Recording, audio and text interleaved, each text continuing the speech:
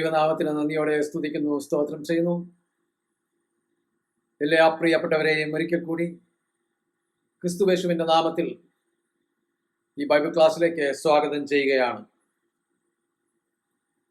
കഴിഞ്ഞ ആഴ്ചയിൽ നമ്മൾ ചിന്തിക്കുവാനിടയായി തീർന്നത് ദൈവത്തിൻ്റെ ക്രോധമോ ശിക്ഷയോ അല്ല, പിന്നെയോ അവിടുത്തെ ദയയും കരുണയും സ്നേഹവും ദീർഘക്ഷമയുമാകുന്നു ഒരുവനെ മാനസാന്തരത്തിലേക്ക് നയിക്കുന്നതെന്ന് ചിന്തിക്കുവാൻ ഇടയായി തീർന്നു. എന്നാൽ ഇന്ന് നമ്മൾ ചിന്തിക്കുവാൻ പോകുന്നത് റോമാലേഖനം 2-ാം അധ്യായം അതിൻ്റെ 5-6 വാക്യങ്ങളാണ്. റോമാലേഖനം 2-ാം അധ്യായം അതിൻ്റെ 5-6 വാക്യങ്ങൾ നമുക്ക് വായിക്കാം. എന്നാൽ നിന്റെ കാഠിന്യത്താലും അനുതാപമില്ലാത്ത ഹൃദയത്താലും നീ ദൈവത്തിന്റെ നീതിയുള്ള വിധി വെളിപ്പെടുന്ന കോപ ദിവസത്തേക്ക് നിനക്ക് തന്നെ കോപം ശേഖരിച്ചു വെക്കുന്നു. അവൻ ഓരോരുത്തര് അവനവന്റെ പ്രവർത്തിക്ക് തക്ക പകരം ചെയ്യും. ദൈവവചനം നമ്മൾ പഠിക്കുമ്പോൾ നമുക്ക് മനസ്സിലാക്കാൻ കഴിയുന്ന ദൈവത്തിന്റെ ചില അടിസ്ഥാന സ്വഭാവങ്ങളുണ്ട്.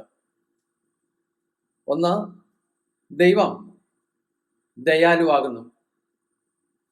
36-ാം സങ്കീർത്തനം അതിന്റെ 5-ാമത്തെ വാക്യത്തിൽ യഹോവേ, നിന്റെ ദയ ആകാശത്തോളവും നിന്റെ വിശ്വസ്തത മേഘത്തോളവും എത്തുന്നു എന്ന് വായിക്കുവാൻ കഴിയും.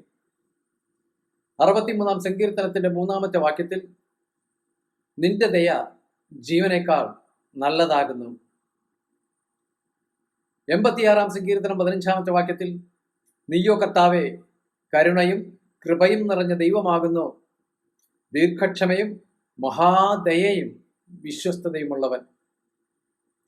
118-ാം സങ്കീർത്തനം അതിൻ്റെ 1-ാമത്തെ വാക്യത്തിൽ നമ്മൾ പലപ്പോഴും പറയുകയും ഏറ്റുപറയുകയും ഉരുവിടുകയും വിശ്വസിക്കുകയും ചെയ്തൊരു വാക്യം, യഹോവ നല്ലവനല്ലോ, അവൻ്റെ ദയ എന്നേക്കുമുള്ളത്.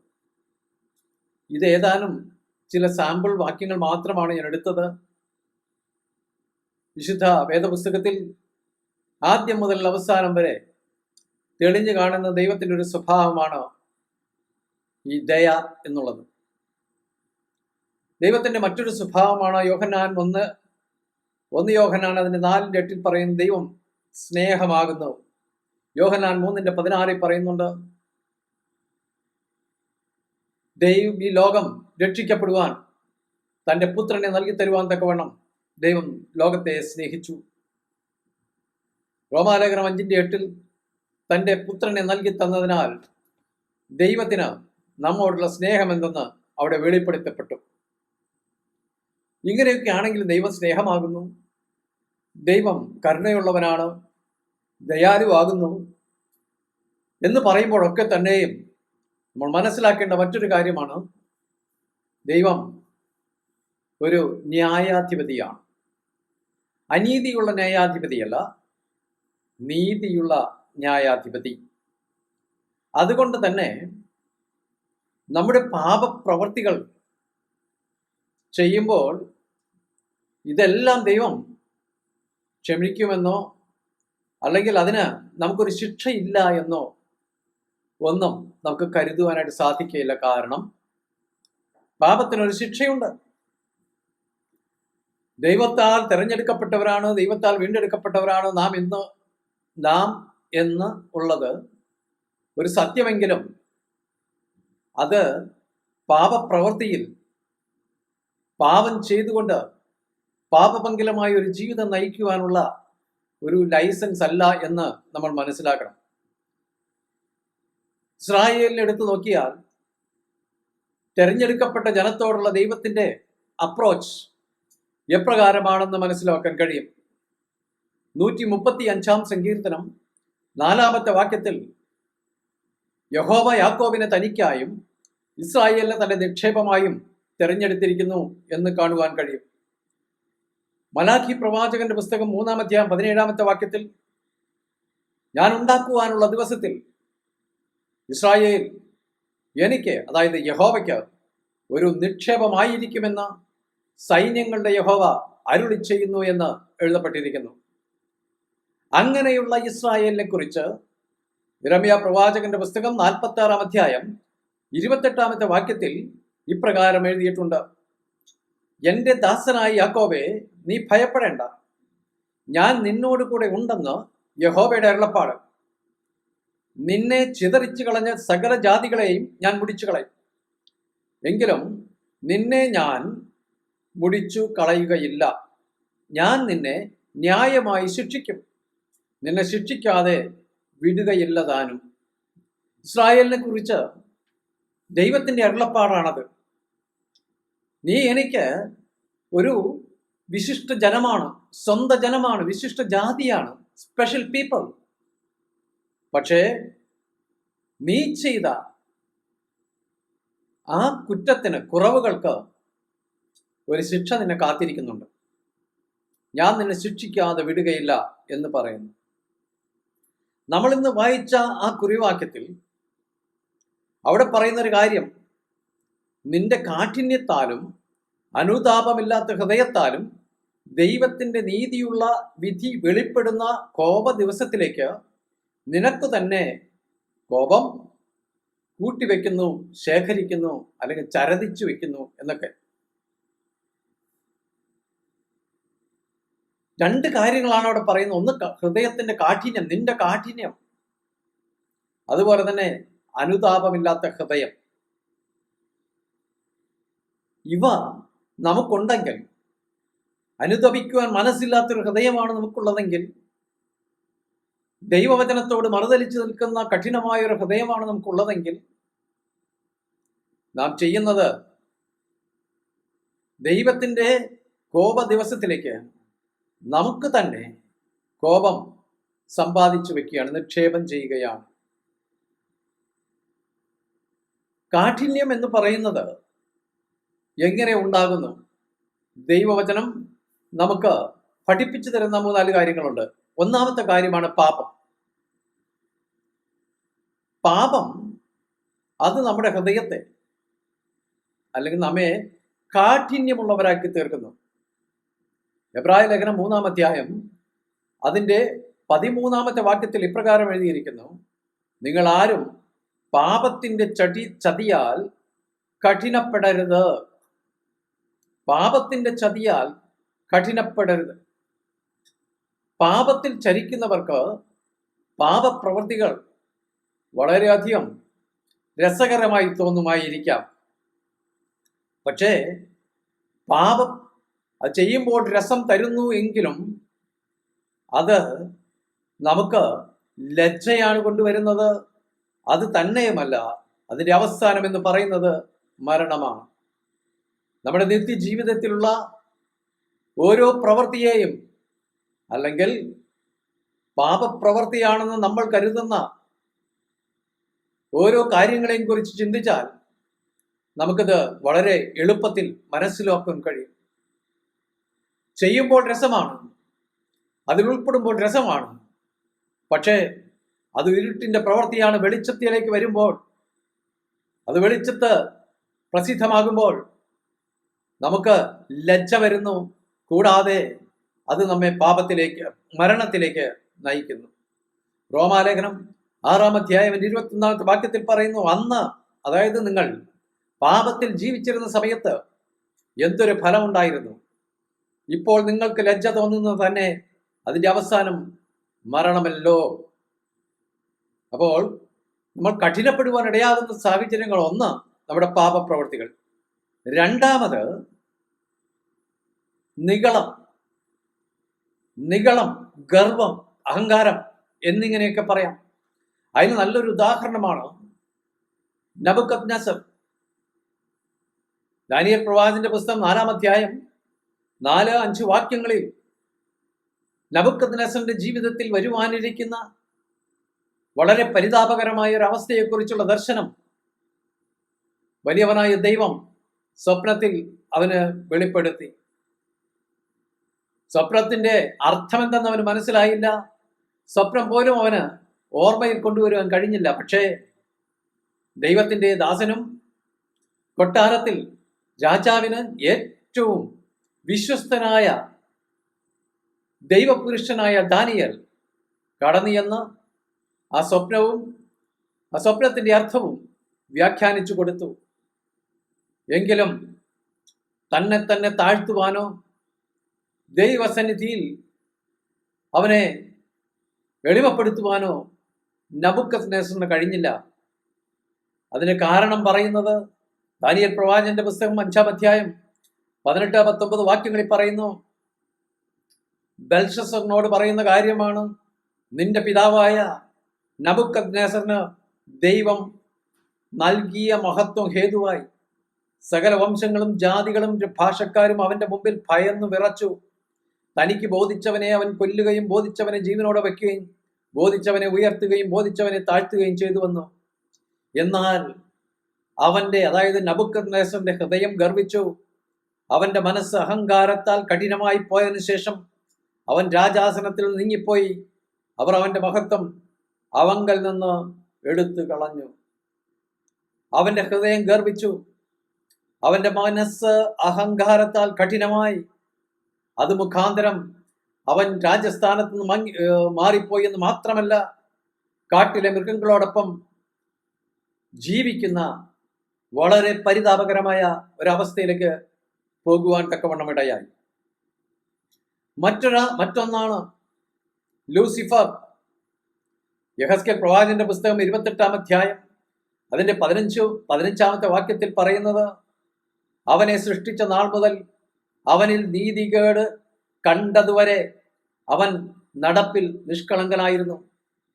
അരുണോദയ പുത്രനായ ശുക്രൻ എന്ന ആ ദൂതൻ, അവൻ നടപ്പിൽ നിഷ്കളങ്കനായിരുന്നു, അവനിൽ അനീതി കാണുന്ന സമയം വരെയും. അങ്ങനെ ദൈവത്തിന് പ്രസാദകരമായി നടന്നപ്പോൾ ദൈവം അവനെ ഉയർത്തി. യെഹെസ്കേൽ പ്രവാചകന്റെ പുസ്തകം 28-ാം അധ്യായം 16-ാമത്തെ വാക്യത്തിൽ പറയുന്നു, അവന്റെ വ്യാപാരത്തിന്റെ പെരുപ്പം നിമിത്തം അവന്റെ അന്തർഭാഗം സാഹസം കൊണ്ട് നിറഞ്ഞു. അവൻ പാപം ചെയ്തു, അതുകൊണ്ട് ദൈവം അവനെ അശുദ്ധനെന്നെണ്ണി ദേവപർവ്വതത്തിൽ നിന്നും തള്ളിക്കളഞ്ഞു. പറക്കുന്ന കെറൂബേ, ദൈവം അവനെ അഗ്നിമയ രഥങ്ങളുടെ മധ്യേ നിന്ന് മുടിച്ചു കളഞ്ഞു. എന്താണ് സംഭവിച്ചത്? അവനിൽ അനീതി കണ്ട സമയം വരെയും അവൻ നടപ്പിൽ നീതിമാനായിരുന്നു. ദൈവസന്നിധിയിൽ നമ്മൾ കഴിഞ്ഞ ദിവസം വായിച്ചതുപോലെ നേരോടെ നടക്കുന്നവർക്ക് അവരൊരു നന്മയും മുടക്കുകയില്ല. അനീതിയില്ലാതെ നിർമ്മലനായി ജീവിച്ചിരുന്ന ഈ അരുണോദയ പുത്രൻ ആയ ശുക്രൻ, അവനെ ദൈവം അനുഗ്രഹിച്ചു. അവന്റെ വ്യാപാരം പെരുക്കുവാൻ, വർദ്ധിക്കുവാൻ തക്കവണ്ണം ഇടയായി തീർന്നു. എന്നാൽ ജീവിതത്തിൽ നന്മകൾ വന്നപ്പോൾ, പദവികൾ വന്നപ്പോൾ, സ്ഥാനമാനങ്ങൾ ലഭിച്ചപ്പോൾ, മറ്റുള്ളവർ അവനെ പ്രശംസിച്ചപ്പോൾ, വേദപുസ്തകം പറയുന്നു അവന്റെ അന്തർഭാഗം സാഹസം കൊണ്ട് നിറഞ്ഞു. അത് എവിടെ വരെ കൊണ്ട് ചെന്നെത്തിച്ചു? അത്യുന്നതനോട് സമനാകുക എന്നുള്ള ഒരു മാനസികാവസ്ഥയിലേക്ക് അവനെ ഉയർത്തി. ഹൃദയം നിഗളം കൊണ്ട് നിറഞ്ഞു. ദൈവത്തോടൊപ്പം എന്ന് അവൻ ധരിച്ചു. അതിനാൽ ദൈവം അവനെ തള്ളി താഴെയിട്ടു എന്ന് നമ്മൾ വായിക്കുന്നു. അപ്പൊ നിഗളം നമ്മുടെ ഹൃദയത്തെ കഠിനമാക്കുവാൻ ഇടയായിത്തീരും, പാപത്തെ പോലെ തന്നെ.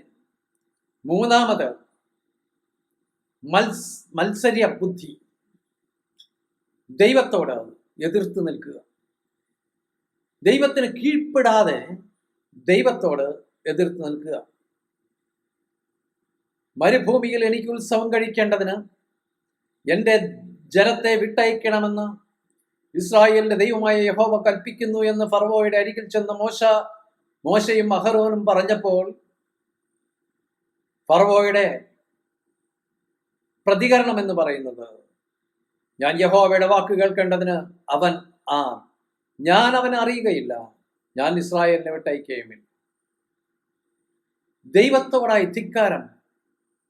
കാരണം അന്ന് ഫറവോയെ ജനങ്ങൾ ദൈവമായിട്ടാണ് അംഗീകരിച്ചിരുന്നത്, ആരാധിച്ചിരുന്നത്. അങ്ങനെ ദൈവമായിട്ട് മനുഷ്യരാൽ കരുതപ്പെട്ടിരുന്ന ആ ഫറവോ സർവശക്തനായ ദൈവത്തോട് മത്സരിക്കുവാൻ, ചലഞ്ച് ചെയ്യുവാൻ തക്കവണ്ണം ഇടയായിത്തീർന്നു. അത് തന്നെയുമല്ല, തുടർന്ന് നമ്മൾ വായിക്കുന്നുണ്ട്, 10ഓളം ബാധകൾ ആ ദേശത്ത് ചൊരിഞ്ഞപ്പോഴും അവൻ ദൈവത്തെ അനുസരിക്കാമെന്ന് പറഞ്ഞു എന്നുള്ളത് ശരിയാണെങ്കിലും അവൻ ദൈവത്തോട് അവന്റെ മരണം വരെ, അന്ത്യം വരെ മത്സരിച്ചു നിൽക്കുന്ന ഒരു കാഴ്ച നമുക്ക് കാണുവാൻ കഴിയും. അവന്റെ ഹൃദയം കഠിനമായി പോയി. ഓരോ ബാധകൾ അവന്റെ ജീവിതത്തിൽ വരുമ്പോഴും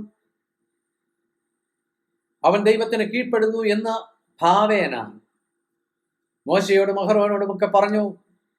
പക്ഷേ യഥാർത്ഥത്തിലുള്ള ഒരു മാനസാന്തരമോ താഴ്ചയോ അവന്റെ ജീവിതത്തിൽ വരാതിരുന്നത് കൊണ്ട് അവന്റെ ഹൃദയം കഠിനപ്പെട്ടു പോകുവാൻ തക്കവണ്ണം ഇടയായി.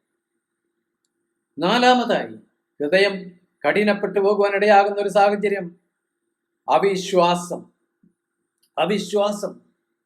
ഈ അവിശ്വാസം കടന്നു വരുന്നത് ദൈവത്തിലുള്ള നമ്മുടെ ആശ്രയം ഇല്ലാതാകുമ്പോഴാണ്. നമ്മുടെ നിത്യജീവിതത്തിൽ നമ്മൾ ഓരോ വിഷയങ്ങളെയും, ഭീഷണികളെയും, പ്രതിസന്ധികളെയും അഭിമുഖീകരിക്കുമ്പോൾ, നിത്യജീവിതത്തിൽ ഉയർച്ചകളും താഴ്ചകളും അനുഭവിച്ചു കൊണ്ടിരിക്കുമ്പോൾ, ദൈവത്തിൽ നമുക്ക് ആശ്രയമില്ലെങ്കിൽ, വിശ്വാസമില്ലെങ്കിൽ നമ്മുടെ ഹൃദയം കഠിനമായി പോകുവാൻ തക്കവണ്ണം ഇടയായിത്തീരും. അങ്ങനെ ഹൃദയം കഠിനമായാൽ നാം പിന്നെ ദൈവത്തോടൊപ്പം നിൽക്കുകയല്ല, ദൈവത്തിന് എതിരായി നിൽക്കുവാൻ തക്കവണ്ണം ഇടയാകും. സങ്കീർത്തനം 95:8 എബ്രായർ 3:8, 3:15, 4:71 പല പ്രാവശ്യം എടുത്തെഴുതിയിരിക്കുന്ന ഒരു വാക്യമുണ്ട്. ഇന്ന് നിങ്ങൾ അവന്റെ ശബ്ദം കേൾക്കുന്നുവെങ്കിൽ മെരീബയിലെ പോലെയും മരുഭൂമിയിൽ മാസാനാളിനെ പോലെയും നിങ്ങളുടെ ഹൃദയത്തെ കഠിനമാക്കരുത്. അവിടെ എന്താണ് സംഭവിച്ചത്? പുറപ്പാട് പുസ്തകം 17-ാം അധ്യായം 1 മുതൽ 7 വരെയുള്ള വാക്യങ്ങൾ നമ്മൾ പഠിക്കുമ്പോൾ അത് ആരംഭിക്കുന്നത് തന്നെ അനന്തരം. എന്താണ് അനന്തരം, അതിനുശേഷം എന്നൊക്കെയുള്ള അർത്ഥം 16-ാമത്തെ അധ്യായത്തിലേക്ക് നമ്മൾ ചെല്ലുമ്പോൾ, പുറപ്പാട് പുസ്തകം 16-ൽ ദൈവം അവരുടെ ജീവിതത്തിൽ എപ്രകാരം ദൈവം അവരെ നടത്തി, അവരുടെ ഭൗതികമായിട്ടുള്ള ആവശ്യങ്ങൾ എപ്രകാരം ദൈവം നിറവേറ്റി കൊടുത്തു എന്ന് നമുക്ക് കാണുവാൻ കഴിയും. ഭക്ഷണമില്ല, മിസ്രൈമിൽ ഞങ്ങൾ ഇറച്ചിക്കലങ്ങളുടെ അരികിൽ ഇരുന്നിട്ടുണ്ട് എന്നൊക്കെ പറഞ്ഞ് അവർ തന്നെ താൻ പഴിച്ചുകൊണ്ടിരുന്നപ്പോൾ ആകാശത്തിന്റെ കിളിവാതിലുകളെ തുറന്ന് ദൂതന്മാരുടെ ഭക്ഷണമായ മന്ന കൊടുത്ത് ദൈവം അവരെ പരിപോഷിപ്പിച്ചു. എന്നാൽ അതിലും സംതൃപ്തി അടയുവാൻ ഇസ്രായേൽ ജനം വിസമ്മതിച്ചപ്പോൾ ആകാശത്ത് നിന്നും കാടപ്പക്ഷികളെ കൊടുത്ത് മാംസത്തോടുള്ള അവരുടെ ആർത്തിയെയും ദൈവം തീർത്തു കൊടുക്കുവാൻ തക്കവണ്ണം ഇടയായി. എന്നാൽ 17-ാമത്തെ അധ്യായത്തിലേക്ക് വരുമ്പോൾ രഫീദീമിൽ ചെന്നപ്പോൾ അവിടെ വെള്ളമുണ്ടായിരുന്നില്ല. വെള്ളം കിട്ടാതായപ്പോൾ അവർ ദൈവത്തോട് മറുതലിക്കാൻ തുടങ്ങി, മോശയോട് എതിർക്കുവാൻ തുടങ്ങി. നിങ്ങൾ എന്തിന് ഞങ്ങളെ കൊണ്ടുവന്നു? ഞങ്ങളായി മിസ്രൈമിൽ നിന്ന് നിങ്ങൾ ഞങ്ങളെ എന്തിനെ കൂട്ടിക്കൊണ്ടുവന്നു? അവിടെ ഞങ്ങളും ഞങ്ങളുടെ മക്കളും ഞങ്ങളുടെ മൃഗങ്ങളും ദാഹം കൊണ്ട് ചാകുവാനാണോ നീ ഞങ്ങളെ മരുഭൂമിയിൽ നിന്നും മിസ്രൈമിൽ നിന്നും ഈ മരുഭൂമിയിലേക്ക് കൂട്ടിക്കൊണ്ടുവന്നത്? എന്നാൽ ദൈവം മോശയോട് പറഞ്ഞു, നീ ഹോറബിന് മുമ്പാകെ നിൽക്കുക, ആ പാറമേൽ നീ അടിക്കുക.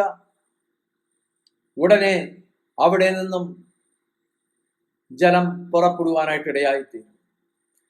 അങ്ങനെ 7-ാമത്തെ വാക്യത്തിൽ വേദപുസ്തകം പറയുന്നു, ഇസ്രായേൽ മക്കളുടെ കലഹം നിമിത്തവും യഹോവ ഞങ്ങളുടെ ഇടയിൽ ഉണ്ടോ ഇല്ലയോ എന്ന് അവർ യഹോവയെ പരീക്ഷിക്കുക നിമിത്തവും അവൻ ആ സ്ഥലത്തിന് മാസ എന്നും മരിബ എന്നും പേരിട്ടു എന്ന് എഴുതിയിരിക്കുകയാണ്.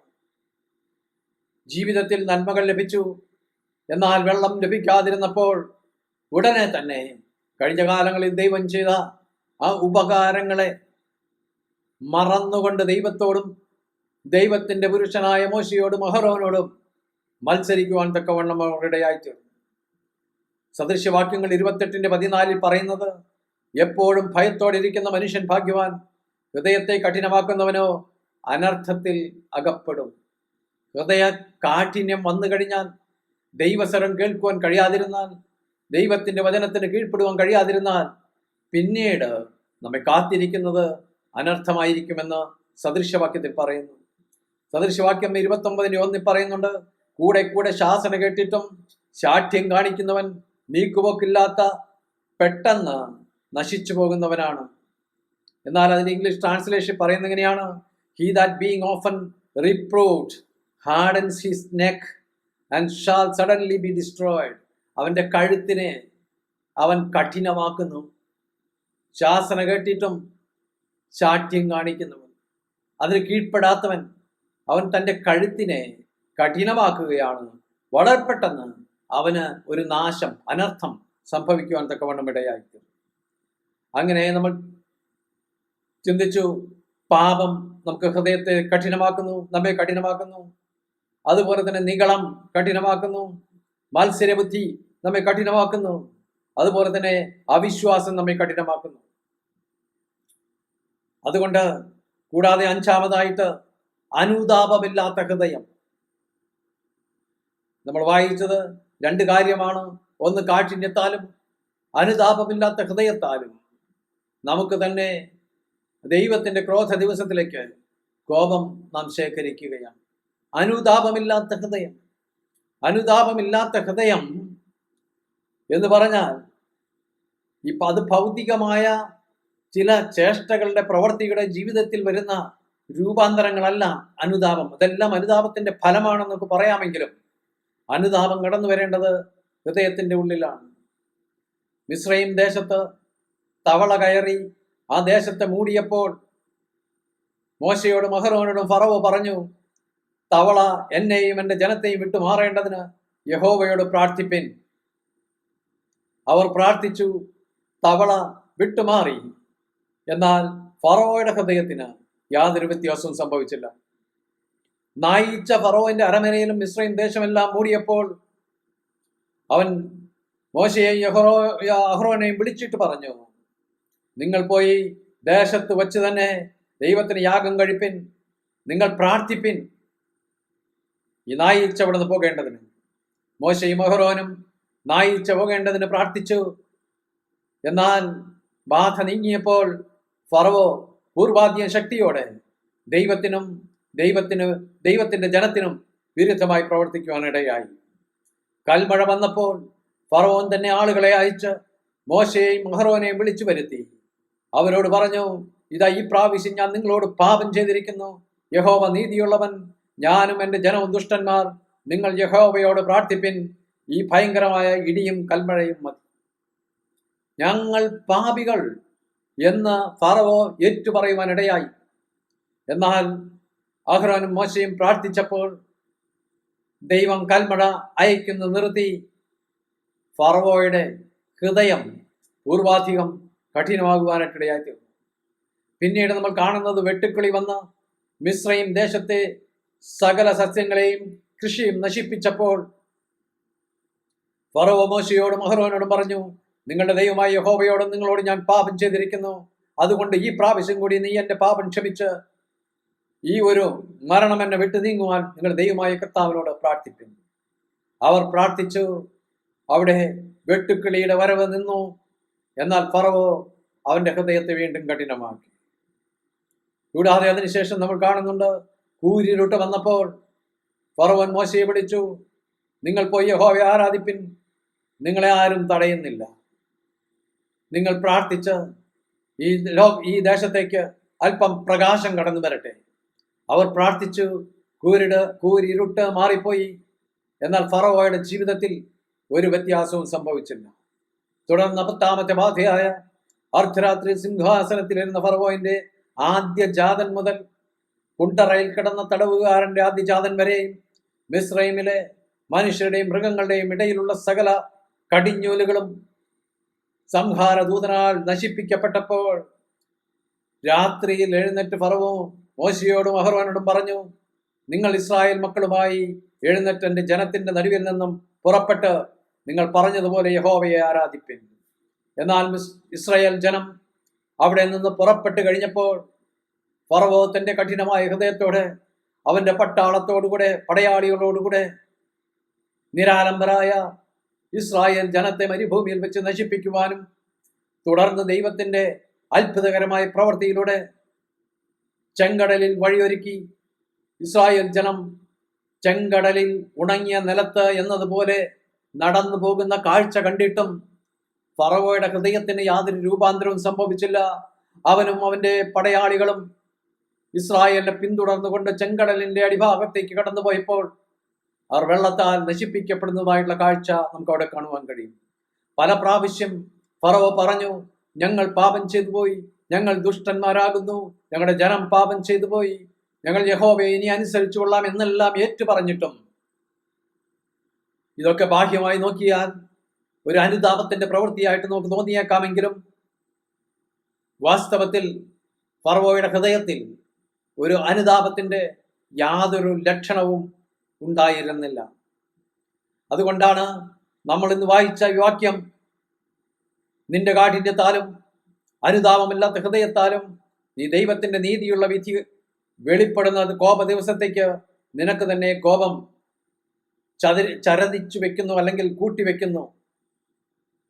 അവൻ ഓരോരുത്തരും അവനവന്റെ പ്രവൃത്തിക്ക് തക്ക പ്രതിഫലം ചെയ്യും. നമ്മൾ കർത്താവായ യേശുക്രിസ്തു മത്തായി എഴുതിയ സുവിശേഷം 6-ാം അധ്യായം അതിന്റെ 20-21 വാക്യങ്ങളിൽ ഇപ്രകാരം പറയുന്നുണ്ട്: പുഴുവും തുരമ്പും കെടുക്കാതെയും കള്ളന്മാർ തുരന്ന് മോഷ്ടിക്കാതെയും ഇരിക്കുന്ന സ്വർഗത്തിൽ നിക്ഷേപം സ്വരൂപിച്ചുകൊള്ളുവിൻ, നിന്റെ നിക്ഷേപം ഉള്ളിടത്ത് നിന്റെ ഹൃദയവും ഇരിക്കും. എന്നാൽ നമ്മൾ വായിച്ച ഈ വാക്യത്തിൽ നിന്റെ കാഠിന്യത്താലും അനുതാപമില്ലാത്ത ഹൃദയത്താലും ദൈവത്തിന്റെ ക്രോധ ദിവസത്തിലേക്ക് നിനക്ക് തന്നെ കോപമാണ് സൂക്ഷിച്ചു വെക്കുന്നത്, സ്വരൂപിച്ചു വെക്കുന്നത്. നാം നിക്ഷേപങ്ങൾ സ്വരൂപിക്കുന്നത് ഒരിക്കലും അന്നന്നത്തെ ആവശ്യത്തിന് വേണ്ടിയല്ല, പിന്നെയോ ഭാവിയിലെ ആവശ്യങ്ങൾക്ക് വേണ്ടിയാകുന്നു. ഓരോ നിക്ഷേപങ്ങൾക്കും അതിൻ്റെതായിട്ടുള്ള ഒരു ഉദ്ദേശവും അതിൻ്റെതായിട്ടുള്ള ഒരു കാലാവധിയുമുണ്ട്. ഞാൻ ഓർക്കുകയാണ്, എൻ്റെ ചെറുപ്പത്തിൽ അന്ന് ഇന്നത്തെ പോലെ പോക്കറ്റ് മണിയൊന്നും ആരും തരില്ല. ബസ്സിൽ പോകാനും ഇതിനൊന്നും ഒരു പൈസ പോലും തരില്ല. സ്കൂളിലൊക്കെ പോകുമ്പോൾ നടന്ന് തന്നെ പോകണം. പിന്നെ കിട്ടുന്ന പോക്കറ്റ് മണി എന്ന് പറയുന്നത് വീട്ടിൽ ആരെങ്കിലും പൈസയുള്ള ഏതെങ്കിലും ബന്ധുക്കൾ വരുമ്പോൾ, അല്ലെങ്കിൽ വീട്ടിലെ പറമ്പിലുള്ള വല്ല കശുവണ്ടിയൊക്കെ പറക്കിയെടുത്ത് വിറ്റ് കിട്ടുന്ന കാശ്, അല്ലെങ്കിൽ എന്തെങ്കിലും സാധനം വാങ്ങിക്കാൻ പോയിട്ട് വരുമ്പോൾ ബാക്കിയുള്ള 5-10 പൈസ അത് മാതാപിതാക്കൾ തിരിച്ച് ചോദിച്ചില്ലെങ്കിൽ ഇതൊക്കെയാണ് പണ്ടത്തെ സമ്പാദ്യം. അപ്പൊ ആ സമയത്ത് ഇങ്ങനെ കിട്ടുന്ന 5-ന്റെയും 10-ന്റെയും 25-ന്റെയും ഒക്കെ പൈസ തൊട്ടുകൾ ഇട്ടുവെക്കുന്ന ഒരു സ്ഥലമുണ്ട്. അതിന് പറയുക കാശ് കൊടുക്കുക എന്ന് പറയുക. ഇന്നത്തെ ആളുകൾക്കൊന്നും അത് മനസ്സിലാകില്ല. മണ്ണ് കൊണ്ടുള്ള ഒരു കുടുക്ക, അതിന് ഒരു വായ മാത്രമേ ഉള്ളൂ. അതിലേക്ക് പൈസ ഇടും, കിട്ടുന്നതൊക്കെ അതിൽ കൊണ്ടിടും. എത്രത്തോളം ഇടുന്നുണ്ട്, അതിന് എത്രത്തോളം ശേഖരിച്ചിട്ടുണ്ട്, ഇതൊന്നും അറിയില്ല. ഇടയ്ക്കിടയ്ക്ക് എടുത്ത് കുരുക്കി നോക്കും, അതിന്റെ വെയിറ്റ് ഒന്ന് കൈകൊണ്ടൊന്ന് തൂക്കി നോക്കും. ഇതിങ്ങനെ സൂക്ഷിക്കുന്നതിന് ചില ഉദ്ദേശങ്ങളുണ്ട്. കാരണം വർഷത്തിൽ ഒരിക്കൽ വരുന്ന പള്ളിയിലെ പെരുന്നാളിനോ അല്ലെങ്കിൽ അടുത്തുള്ള അമ്പലത്തിലെ പെരുന്നാളിനോ ഉത്സവത്തിനോ ഒക്കെ പോയി അവിടെ കിട്ടുന്ന എന്തെങ്കിലുമൊക്കെ വാങ്ങണം എന്നുള്ള ഉദ്ദേശത്തോടു കൂടിയാണ് ഈ നിക്ഷേപം വയ്ക്കുന്നത്. എന്നാൽ ആ ദിവസം വരുമ്പോൾ നമ്മൾ ഏതൊരു കാര്യത്തിന് വേണ്ടിയാണോ നിക്ഷേപിച്ചിരിക്കുന്നത്, നിക്ഷേപം സ്വരൂപിച്ചിരിക്കുന്നത്, ആ ദിവസം വരുമ്പോൾ ഈ കുടുക്ക നമ്മൾ പൊട്ടിച്ചിട്ട് അതിൻ്റെ ഉള്ളിലുള്ളതൊക്കെയും എണ്ണി എടുക്കാറുണ്ട്. എന്ന് പറയുന്നത് പോലെ തന്നെ നമ്മുടെ നിക്ഷേപങ്ങൾ, സ്വർഗത്തിലുള്ള നിക്ഷേപങ്ങൾ, ദൈവത്തിന്റെ ക്രോധ ദിവസത്തേക്ക് വേണ്ടി നമ്മൾ ഒരുക്കുന്ന നിക്ഷേപങ്ങൾ, ഇതെല്ലാം കണക്ക് നോക്കി തൂക്കി എടുക്കുന്ന ഒരു ദിവസമുണ്ട്.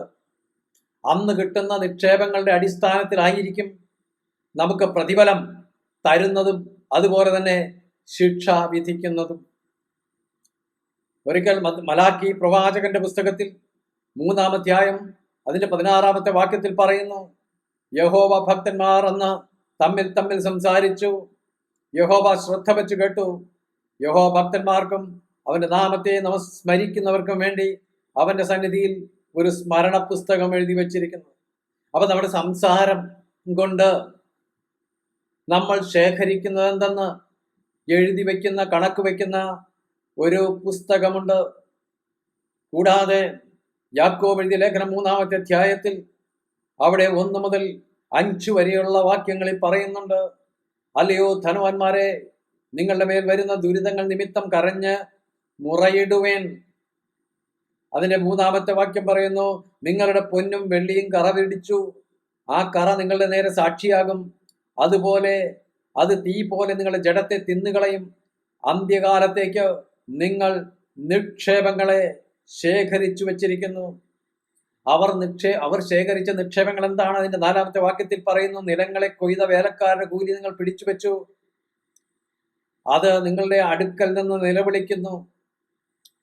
അങ്ങനെ ജോലി ചെയ്തവന്, വേല ചെയ്തവന് പൈസ കൊടുക്കാതെ അത് സമ്പാദിച്ച് ധനവാന്മാരായി തീർന്ന ഒരു വിഭാഗത്തോടാണ് പറയുന്നത്, നിങ്ങളതൊക്കെ ഉണ്ടായി, നിങ്ങൾ ഇന്ന് സമ്പാദിച്ചിരിക്കുന്ന ഈ പൊന്നും ഈ വെള്ളിയുമെല്ലാം കറ പിടിച്ചും പോകുന്ന ഒരു ദിവസമുണ്ട്. നിങ്ങളൊന്ന് സൂക്ഷിച്ചു വെക്കുന്ന ഈ വെള്ളിയും പൊന്നുമെല്ലാം നിങ്ങൾ അന്ത്യകാലത്ത് യഹോവയുടെ ക്രോധം വെളിപ്പെടുന്ന ദിവസത്തിലേക്ക് നിങ്ങൾ നിക്ഷേപമായി സൂക്ഷിച്ച് വെച്ചിരിക്കുകയാണ്. അപ്പൊ അതുകൊണ്ട് നമുക്ക് അന്ന് ലഭിക്കുന്ന പ്രതിഫലം, അല്ലെങ്കിൽ നമുക്ക് ലഭിക്കുന്ന ശിക്ഷ, നമ്മളിപ്പോൾ നാം എന്താണ് സേവ് ചെയ്യുന്നത്, എന്താണ് സൂക്ഷിച്ചു വെക്കുന്നത്, എന്താണ് ശേഖരിച്ചു വെക്കുന്നത് എന്നതിൻ്റെ അടിസ്ഥാനത്തിലായിരിക്കും. ദൈവവചനം നമ്മൾ വായിക്കുന്ന ഒരു കാര്യമുണ്ട്. നമ്മൾ വായിച്ചു, അതായത് ദൈവത്തിന്റെ ക്രോധ ദിവസത്തിൽ അന്ന് അവൻ ഓരോരുത്തർക്കും അവരവരുടെ പ്രവർത്തിക്ക് തക്ക പ്രതിഫലം ചെയ്യും. വേദപുസ്തകം പഠിപ്പിക്കുന്നു, എബ്രായ ലേഖനം 9:27, ഒരിക്കൽ മരിക്കുകയും പിന്നെ ന്യായവിധിയും ദൈവം സകല മനുഷ്യർക്കും നിയമിച്ചിരിക്കുന്നു. സങ്കീർത്തനം 9:7 പറയുന്നു, ന്യായവിധിക്ക് അവൻ സിംഹാസനം ഒരുക്കിയിരിക്കുന്നു. യോഹന്നാൻ 5:22 പറയുന്നു, ന്യായം വിധിക്കുവാനുള്ള അധികാരം പുത്രന് കൊടുത്തിരിക്കുന്നു. അങ്ങനെ വീണ്ടും ദൈവവചനം നമ്മൾ നോക്കിയാൽ, സത്യത്തെ വിശ്വസിക്കാതെ അനീതിയിൽ രസിക്കുന്ന ഏവർക്കും ഒരു ന്യായവിധിയുണ്ട്. 2 തെസ്സലോണിയൻസ് 2-ാം അധ്യായം 11-ാമത്തെ വാക്യത്തിൽ അപ്രകാരം എഴുതിയിരിക്കുന്നേ. കൂടാതെ വിശ്വാസികളെ നോക്കിക്കൊണ്ട് പറയുന്നു, എബ്രായ ലേഖനം 10:26-27 പറയുന്നു, സത്യത്തിന്റെ പരിജ്ഞാനം ലഭിച്ചതിന് ശേഷം നാം എന്നാണ് അവിടെ പറയുന്നത്. അതായത് വിശ്വാസികൾ, വീണ്ടെടുപ്പ് പ്രാപിച്ചിരിക്കുന്നവർ മനഃപൂർവ്വം പാപം ചെയ്താൽ പാപങ്ങൾക്ക് വേണ്ടി ഇനി ഒരു യാഗവും ശേഷിക്കാതെ ന്യായവിധിക്കായി ഭയങ്കരമായൊരു പ്രതീക്ഷയും എതിരികളെ ദഹിപ്പിക്കുവാനുമുള്ള ക്രോധാഗ്നിയുമേ ഉള്ളൂ. അപ്പോൾ ദൈവം ദയാലുവാണ്, ദൈവം കരുണയുള്ളവനാണ്, ദൈവം സ്നേഹമാണ്. എന്നാൽ അതേ സമയം തന്നെ നമ്മൾ ഒരിക്കലും വിസ്മരിക്കുവാൻ പാടില്ലാത്ത ഒരു സത്യമുണ്ട്, അവൻ നീതിയുള്ള ന്യായാധിപതിയാണ്. ഒരു കുറ്റവാളിയെ വെറുതെ വിട്ടാൽ അവൻ നീതിയുള്ള ന്യായാധിപതി എന്ന് പറയുവാൻ കഴിയുകയില്ല. അഴിമതിയുള്ള ന്യായാധിപതി എന്നോ അല്ലെങ്കിൽ അനീതിയുള്ള ന്യായാധിപതി എന്നോ പറയേണ്ടി വരും. അതുകൊണ്ട് പാപത്തിന് ശിക്ഷയുണ്ട്, ആർക്കും ആ ശിക്ഷയിൽ നിന്നും ഒഴിവില്ല. പാപത്തിന്റെ ശിക്ഷ ദൈവം വിധിച്ചിരിക്കുന്നു, അത് അനുഭവിച്ചു തന്നെ തീരണം.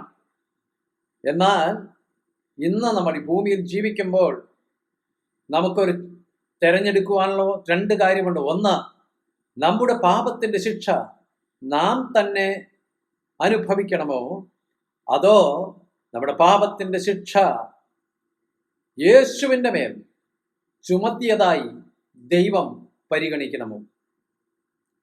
ഒന്നുകിൽ യേശു, അല്ലെങ്കിൽ നാം ശിക്ഷ അനുഭവിച്ചേ മതിയാകും. യെശയ്യാ പ്രവാചകന്റെ പുസ്തകം 53-ാം അധ്യായം 4-5-6 വാക്യങ്ങളിൽ പറയുന്നുണ്ട്, യേശുവിനെ രക്ഷിതാവായി സ്വീകരിച്ചിട്ടുള്ളവരെ ശിക്ഷ യേശു അനുഭവിച്ചതായി ദൈവം കണക്കാക്കും കാരണം മാനവകുലത്തിന്റെ സകല പാപങ്ങളും അകൃത്യങ്ങളും നമ്മെ സ്നേഹിക്കുന്ന ദൈവം യേശുവിന്റെ മേൽ ചുമത്തി. നമ്മുടെ അകൃത്യങ്ങൾ നിമിത്തം അവൻ മുറിവേറ്റു. നമ്മുടെ ലംഘനങ്ങൾ അവന്റെ മേൽ ചുമത്തുവാനിടയായി. റോമാലേഖനം 3:25 വിശ്വസിക്കുന്നവർക്ക് യേശുവിന്റെ രക്തം പ്രായശ്ചിത്തമാകുന്നു. ഞാൻ യേശുവിൽ വിശ്വസിച്ചപ്പോൾ യേശു കാൽവരി ക്രൂശിൽ ചെറിഞ്ഞ ആ പുണ്യാഹ രക്തം എൻ്റെ പാപത്തിനുള്ള പ്രായശ്ചിത്തമായി തീരുന്നു. 1 യോഹന്നാൻ 1:7 വിശ്വാസികളെ നോക്കിക്കൊണ്ട് പറയുന്നത് യേശുവിന്റെ രക്തം സകല പാപത്തെയും പൊക്കെ ശുദ്ധീകരിക്കുന്നു. 1 യോഹന്നാൻ 1:9 പറയും നമ്മുടെ പാപങ്ങൾ ഏറ്റു പറയുമ്പോൾ യേശു നമ്മുടെ പാപങ്ങളെ ക്ഷമിച്ച് നമ്മുടെ സകല അനീതിയും പൊക്കി നമ്മെ ശുദ്ധീകരിക്കുവാൻ തക്കവണ്ണം വിശ്വസ്തനും നീതിമാനുമാകുന്നു. അതുകൊണ്ട് റോമൻസ് 8:1 പറയുകയാണ്, ക്രിസ്തു യേശുവിലുള്ളവർക്ക് ഒരു ശിക്ഷാവിധിയും ഇല്ല. പാപത്തിന് ശിക്ഷയുണ്ട്, പക്ഷേ ആ പാപത്തിന്റെ ശിക്ഷ ആരനുഭവിക്കണമെന്ന്, ആരുടെ മേൽ ചുമത്തപ്പെടണമെന്ന് നമ്മൾ തീരുമാനിക്കണം. നാം യേശുവിൽ വിശ്വസിക്കുമ്പോൾ ലോകത്തിന്റെ പാപങ്ങളെ ചുമക്കുവാനായിട്ട് കടന്നു വന്ന ദൈവപുത്രനായ യേശു എൻ്റെ പാപത്തിനുള്ള പരിഹാരം ആയിത്തീരുന്നു. യോഹന്നാൻ 3:18 പറയുകയാണ്, അവനിൽ വിശ്വസിക്കുന്നവർക്ക് ന്യായവിധിയില്ല. വിശ്വസിക്കാത്തവന് ദൈവത്തിന്റെ ഏകജാതനായ പുത്രന്റെ നാമത്തിൽ വിശ്വസിക്കായകയാൽ ന്യായവിധി വന്ന് കഴിഞ്ഞു. വിശ്വസിക്കാത്തവരുടെ മേൽ ന്യായവിധി വന്ന് കഴിഞ്ഞു. ആ വിധി പ്രസ്താവം കഴിഞ്ഞു. എന്നാൽ അതിന്റെ എക്സിക്യൂഷനാണ് ഇനി വരുവാനുള്ളത്. ന്യായവിധി എന്താകുന്നു? ന്യായവിധി യോഹന്നാൻ 3:19 പറയുന്നത്, ന്യായവിധി എന്നത് വെളിച്ചം ലോകത്തിൽ വന്നിട്ടും മനുഷ്യരുടെ പ്രവൃത്തി ദോഷമുള്ളത് ആകയാൽ അവർ വെളിച്ചത്തേക്കാൾ ഇരുളിനെ സ്നേഹിച്ചത് തന്നെ. പാപപ്രവർത്തികൾക്ക്, ഞാൻ നേരത്തെ പറഞ്ഞതുപോലെ, പാപപ്രവർത്തികളിൽ ജീവിക്കുന്നവർക്ക് ആ ജീവിതം വളരെ ആസ്വാദ്യകരമായി തോന്നിയേക്കാമെങ്കിലും അപ്രകാരമുള്ള ഒരു ജീവിതം പുറത്തെറിയുമോ എന്നുള്ളൊരു ഭയവും, പുറത്തെറിഞ്ഞാൽ അവർക്ക് ലജ്ജയും, അത് തന്നെയുമല്ല അതിൻ്റെ അവസാനം മരണവുമാകുന്നു. അവർ വസിക്കുന്നത് ഇരുട്ടിലാണ്. അപ്രകാരം ഇരുട്ടിൽ വസിക്കുന്ന, ഇരുട്ടിന്റെ പ്രവർത്തികളെ ചെയ്യുന്നവർക്ക് വെളിച്ചത്തിൽ വസിക്കുന്നവനായ വെളിച്ചമായ ദൈവവുമായി ഒരു ബന്ധവും സ്ഥാപിക്കുവാൻ കഴിയുകയില്ല. 1 യോഹന്നാൻ 1:5 പറയുന്ന ദൈവം വെളിച്ചമാകുന്നു. 2 കൊരിന്ത്യർ 6:14 പറയുകയാണ്, വെളിച്ചത്തിന് ഇരുളിനോട് എന്ത് കൂട്ടായ്മ? വെളിച്ചവും ഇരുളും തമ്മിൽ ഒരുമിച്ച് പോവുകയില്ല. അതുകൊണ്ട് കൊളോസ്യ ലേഖനം 1:13 പറയുന്നു, ഈ ഇരുട്ടിന്റെ അധികാരത്തിൽ നിന്നും നമ്മെ വിടുവിച്ച് അവന്റെ പുത്രന്റെ രാജ്യത്തിൽ ആക്കി തീർത്ത ദൈവത്തിന് സ്തോത്രം പറയുന്നവരായിരിക്കണം നാം. ഒരു കാലത്ത് നാമും ഇരുട്ടിന്റെ മക്കളുമായിരുന്നു, ഇരുട്ടിന്റെ പ്രവർത്തികൾ ചെയ്തിരുന്നു.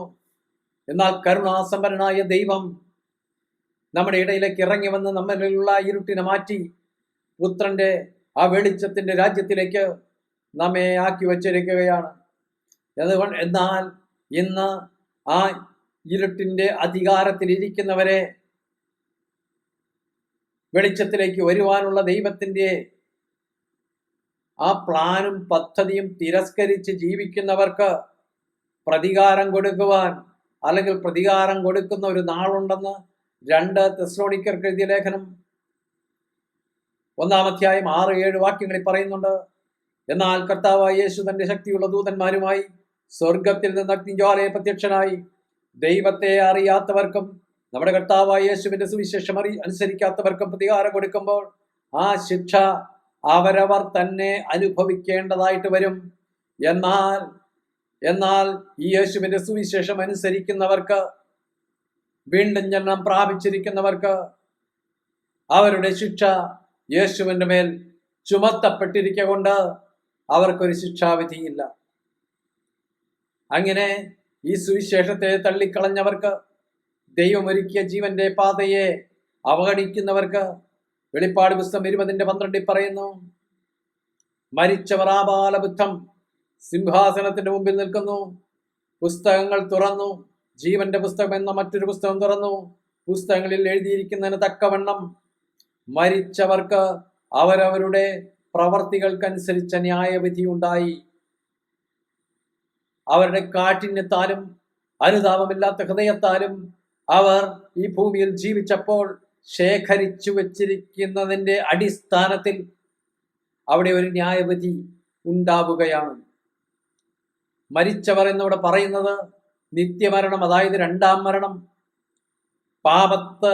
പാപത്തിൽ മരിച്ചത് കാരണം ദൈവത്തിൽ നിന്നും നിത്യമായ ഒരു സെപ്പറേഷൻ പ്രാപിച്ചവർ, പാപത്തിൽ മരിച്ചവരുടെ മരണാനന്തര ജീവിതം എന്ന് പറയുന്ന നിത്യനരകത്തിൽ അല്ലെങ്കിൽ യാതനാ സ്ഥലത്തായിരിക്കണം.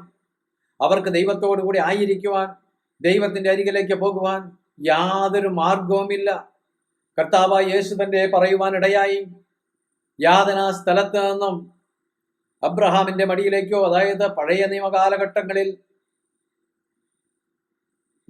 യേശുവിൽ മരിക്കുന്ന വിശുദ്ധന്മാർ പോയിരുന്ന സ്ഥലം അബ്രഹാമിന്റെ മടി. അങ്ങനെ യാതനാ സ്ഥലത്ത് നിന്ന് അബ്രഹാമിന്റെ മടിയിലേക്കോ അല്ലെങ്കിൽ അബ്രഹാമിന്റെ മടിയിൽ നിന്നും യാതനാ സ്ഥലത്തേക്കോ ആർക്കും പോകുവാൻ കഴിയുകയില്ല. ഇന്ന് എബ്രഹാമിന്റെ മടി എന്ന് പറയുന്ന സ്ഥലമില്ല. എന്നാൽ ഇന്ന് നമ്മൾ നമ്മുടെ പ്രാണൻ നമ്മെ വിട്ടുപിരിയുന്ന സമയത്ത് അത് പോകുന്നത്, നമ്മുടെ ആത്മാവ് പോകുന്നത് നമ്മുടെ കർത്താവിന്റെ സന്നിധിയിലേക്കാണ്. അതുകൊണ്ട് ഈ ഭൂമിയിൽ ജീവിക്കുമ്പോൾ നമ്മൾ നിക്ഷേപം സ്വരൂപിക്കണം. അത് പ്രതിഫലത്തിനുള്ള ഒരു നിക്ഷേപമായിരിക്കട്ടെ. പുഴുവടക്കാത്തതും ദുരുംഭരിക്കാത്തതുമായിട്ടുള്ള ആ നിക്ഷേപം അത് നമുക്ക് നല്ല പ്രതിഫലം തരുമ്പോൾ, കാഠിന്യമുള്ള ഹൃദയമാണ് നമുക്കുള്ളതെങ്കിൽ, അനുതാപിക്കാത്തൊരു ഹൃദയമാണ് നമുക്കുള്ളതെങ്കിൽ, ദൈവത്തിന്റെ കോപ ദിവസത്തിലേക്ക് നമുക്ക് തന്നെ ക്രോധം നമ്മൾ സ്വരൂപിച്ചു വെക്കുകയാണ്. വേദപുസ്തകം പറയുന്നു, ജീവപുസ്തകത്തിൽ, അതായത് കുഞ്ഞാടിന്റെ പുസ്തകത്തിൽ പേരെഴുതാത്ത ഏവനെയും തീപ്പൊയ്കയിൽ തള്ളിയിടും. അപ്പൊ ദൈവത്തിന്റെ ക്രോധ ദിവസത്തിലേക്ക് കോപം സ്വരൂപിച്ചു വച്ചിരിക്കുന്ന, ശേഖരിച്ചു വച്ചിരിക്കുന്ന ഓരോരുത്തരുടെ അന്ത്യം എന്ന് പറയുന്നത് ആ തീപ്പൊയ്കയിലായിരിക്കും. എന്നാൽ വീണ്ടെടുപ്പ് പ്രാപിച്ച ദൈവമക്കളോട് എന്താണ് വേദപുസ്തകം പറയുന്നത്? നേരത്തെ വായിച്ചതുപോലെ എബ്രായലേഖനം 10:26-27 സത്യത്തിന്റെ പരിജ്ഞാനം ലഭിച്ചതിനു ശേഷം നാം മനഃപൂർവ്വം പാപം ചെയ്താൽ പാപങ്ങൾക്ക് വേണ്ടി ഇനി ഒരു യാഗവും ശേഷിക്കാതെ ന്യായവിധിക്കായി ഭയങ്കരമായൊരു പ്രതീക്ഷയും എതിരികളെ ദഹിപ്പിക്കുവാനുള്ള ക്രോധാഗ്നിയുമേയുള്ളൂ. സത്യത്തിന്റെ പരിജ്ഞാനം ലഭിച്ചവർ, വീണ്ടെടുപ്പ് പ്രാപിച്ചവർ, ദൈവത്തെ അറിഞ്ഞവർ, ദൈവത്താൽ അറിയപ്പെട്ടവർ, അവർ വീണ്ടും ആ പഴയ മാർഗത്തിലേക്ക് തിരിച്ചു പോകുകയാണെങ്കിൽ, എന്ത് കാരണത്താലായാലും ശരി, അവിശ്വാസത്താലായാലും ശരി, കടന്നു പോകുന്ന കൂട്ടായ്മയുടെ പോരായ്മകൾ മാത്രം കണ്ടുകൊണ്ട് പോകുന്നതായാലും ശരി, ഭൗതികമായ നഷ്ടങ്ങൾ, കഷ്ടങ്ങൾ വരുന്നതിനാൽ തിരിച്ചു പോയതായാലും ശരി, എന്ത് കാരണത്താലായാലും നീതിയുള്ള ന്യായാധിപതിയായ നമ്മുടെ കർത്താവിന്റെ മുമ്പിൽ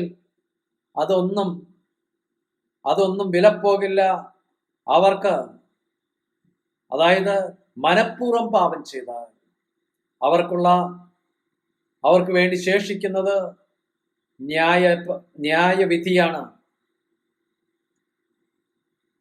പത്രോസ് വിശ്വാസികളായ ദൈവമക്കളോട് 1-ാം ലേഖനത്തിൽ 3-ാമത്തെ അധ്യായം 17-ാമത്തെ വാക്യത്തിൽ ഇങ്ങനെ പറയുന്നുണ്ട്, മുഖപക്ഷം കൂടാതെ, ഇത് ജാതികളോട് പറയുന്നതല്ല, ലോകക്കാരോട് പറയുന്നതല്ല, മുഖപക്ഷം കൂടാതെ ഓരോരുത്തന്റെ പ്രവൃത്തിക്ക് തക്കവണ്ണം ന്യായം വിധിക്കുന്നവനെ നിങ്ങൾ പിതാവ് എന്ന് വിളിക്കുന്നുവെങ്കിൽ നിങ്ങളുടെ പ്രവാസകാലം ഭയത്തോടെ കഴിപ്പിൻ.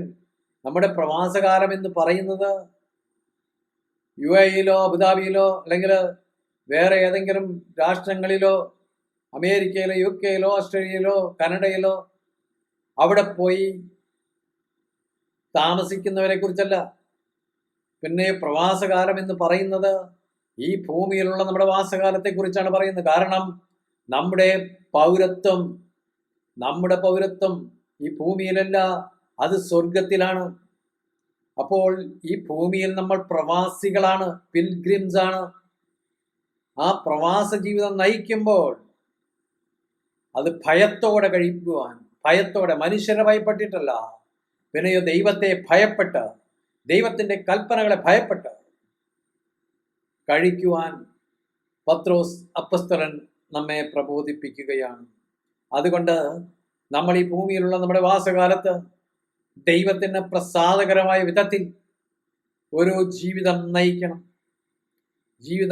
അവൻ ന്യായം വിധിക്കുവാൻ ഒരു സിംഹാസനം വെച്ചിരിക്കുകയാണ്. എന്നാൽ ചിലർ ചോദിക്കും, എന്തുകൊണ്ട് ഈ ന്യായവിധി സംഭവിക്കുന്നില്ല? എന്തുകൊണ്ട് ഈ ഭൂമിയിൽ തിന്മ ചെയ്യുന്ന ആളുകൾ സന്തോഷത്തോടെയും നന്മ ചെയ്യുന്നവർ കഷ്ടത്തോടെയും ജീവിക്കുന്നു? എവിടെ ദൈവം? ദൈവത്തിന്റെ ന്യായവിധി എവിടെ? എന്തുകൊണ്ട് ദൈവം ന്യായം വിധിക്കുന്നില്ല? എന്നാൽ വേദപുസ്തകം അവിടെയാണ് പറയുന്നത്, ദൈവത്തിന്റെ ദയ നിന്നെ മാനസാന്തരത്തിലേക്ക് നയിക്കുന്നു. എന്താണ് ദൈവത്തിന്റെ ദയ? ആരും നശിച്ചു പോകാതെ എല്ലാവരും മാനസാന്തരപ്പെടുവാൻ അവൻ ഇച്ഛിച്ചിട്ട് നിങ്ങളോട് ദീർഘക്ഷമ കാണിക്കുന്നതേയുള്ളൂ. നിങ്ങളോട് ദീർഘക്ഷമ. ആരോട്? ഈ ലോകത്തിലുള്ളവരോടല്ല. വിശുദ്ധ വംശം, രാജകീയ പുരോഹിതഗണം, സ്വന്തം ജനം എന്നൊക്കെ വേദപുസ്തകം വിശേഷിപ്പിച്ച വീണ്ടെടുപ്പ് പ്രാപിച്ചിരിക്കുന്ന ജനത്തോട് പറയുകയാണ്, ആരും നശിച്ചു പോകാതെ എല്ലാവരും മാനസാന്തരപ്പെടുവാൻ അവൻ ഇച്ഛിച്ചിട്ട് നിങ്ങളോട് ദീർഘക്ഷമ കാണിക്കുന്നു. അവിടെ നമ്മൾ മനസ്സിലാക്കേണ്ട ഒരു കാര്യമുണ്ട്. നമുക്കും ഒരു മാനസാന്തരത്തിന്റെ ആവശ്യമുണ്ട്. വിശുദ്ധൻ ഇനിയും തന്നെ വിശുദ്ധീകരിക്കട്ടെ എന്ന് ദൈവത്തിന്റെ വചനം പറയുമ്പോൾ, ദോഷം കണ്ടുകൂടാത്ത വിധം നിർമ്മലമായ ദൃഷ്ടികളുള്ള പരിശുദ്ധനായ ആ ദൈവത്തിന്റെ ചാരത്തണയണമെങ്കിൽ നാം എത്രമാത്രം വിശുദ്ധി ഉള്ളവർ ആയിത്തീരണം. അതുകൊണ്ട് നമ്മുടെ ജീവിതത്തെ നമ്മൾ ക്രമപ്പെടുത്തണം.